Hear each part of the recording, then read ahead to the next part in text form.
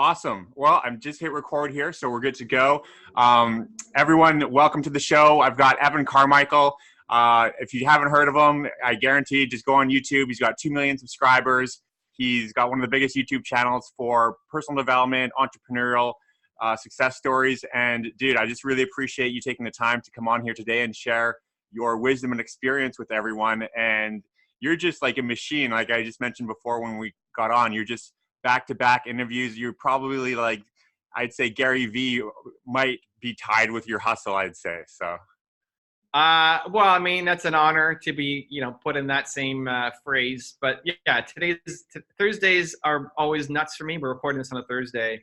I basically have 25 minutes on, 5 minutes off, 25 minutes on. 5 minutes basically get to the next person early and figure out, technical issues and all that. But I love it, man. It doesn't feel like hustle. Like I genuinely love doing this stuff, and I'm happy to be here. And I love your whole environment is wild. I love it, dude. You got Jordan behind you, and then a bridge. Yeah, it's awesome, dude. Yeah. I live over here in Busan, South Korea. I'm actually from Canada myself as well, from Vancouver. So I know that Nice. you're based in Ontario though, and you're on the road right now in New York. So well, that's awesome, man. No, it's great to connect here, and I know that we're kind of limited with time, so I just want to jump right in and just kind of go for it and just full throttle here. So I always ask people, what's your biggest win and your biggest loss you've had either personally or professionally? Like what's something that's either rocked you hard or elevated you? It could be either personal or business wise. I just kind of like to get raw with people and see where they're at and where they've been and what they've overcome. Like ever?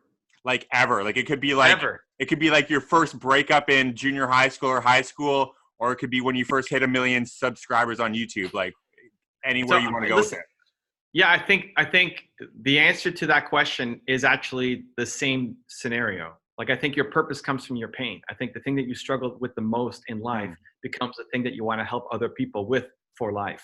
Yeah. And so whatever the darkest moment in your life is, it feels super dark, but then your purpose for the rest of your life will be to help other people who are feeling that same darkness. Wow. So it actually becomes the greatest gift.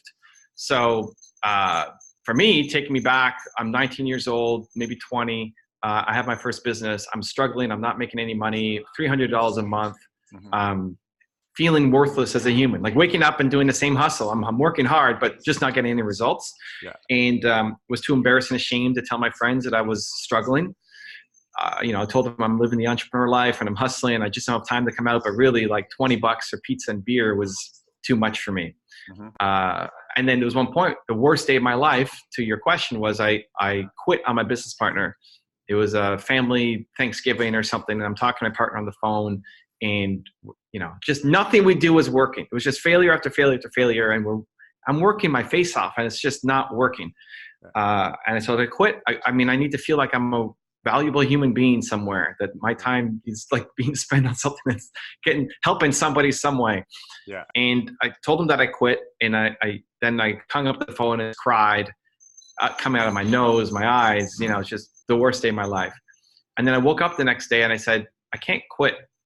I just have to find, like, if I quit now, I think I would feel like I would regret it because I hadn't given it everything that I've got. And so I woke up the next day and I said, who else has done this before? Like I can't be the only guy trying to build a software company. Somebody's figured this out. Yeah. And so I looked at Bill Gates and how he started Microsoft, applied those strategies to my company, and we started growing. Within a short amount of time, I had my first deal for $13,500.